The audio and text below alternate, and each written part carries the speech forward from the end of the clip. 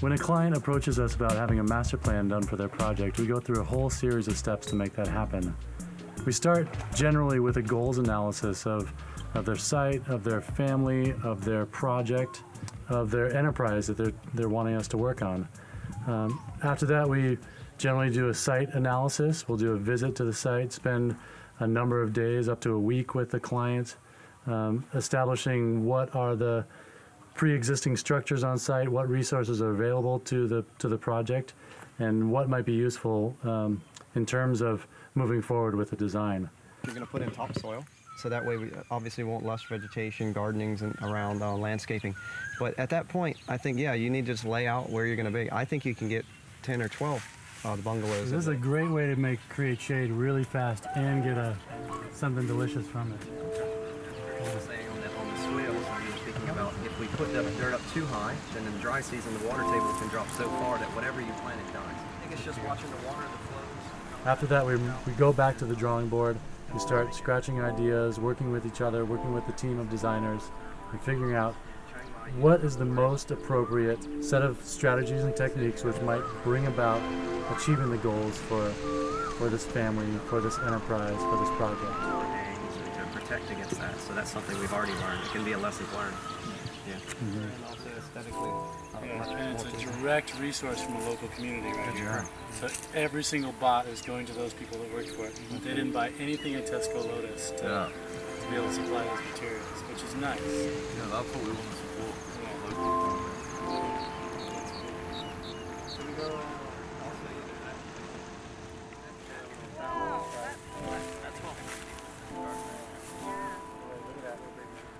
There's like 10 worms in one handful.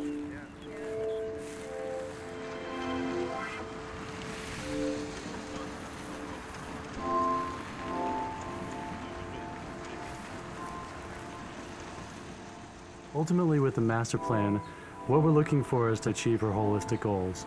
We want the economics of the site to be in line, we want the ecology of the site to be continuously improving, and we want the personal needs of the residents there to be met.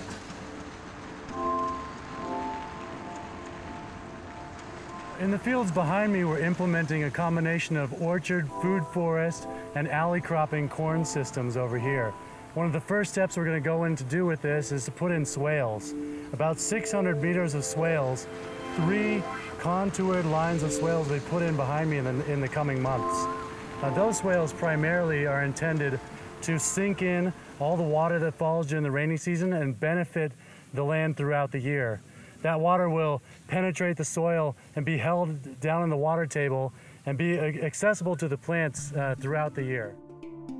The benefits of the infiltration of water from the swale system will be felt on this land and beyond.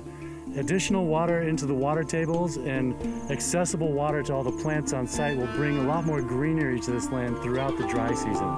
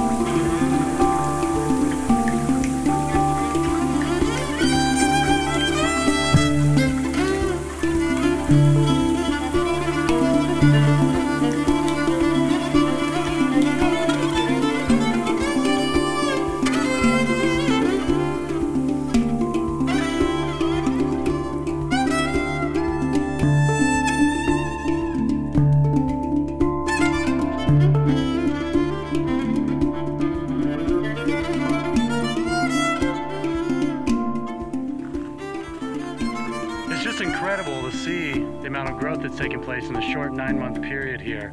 I mean, this was just cornfields 9 months ago. I'm surrounded by a sea of legume trees, fixing nitrogen, creating shade, and even providing food for the community here. This plant here is pigeon pea. It's one of a permaculture all-stars in the tropical climate. We can eat the shoots off the plant, we can eat the seeds off the plant, and all the while it's fixing nitrogen. There's edibles around me, there's young fruit trees around me, and basically, for as far as I can see on this land, is a water harvesting swale that over the course of the last 9 months has probably harvested in the area of 20 million liters of water. Perfect.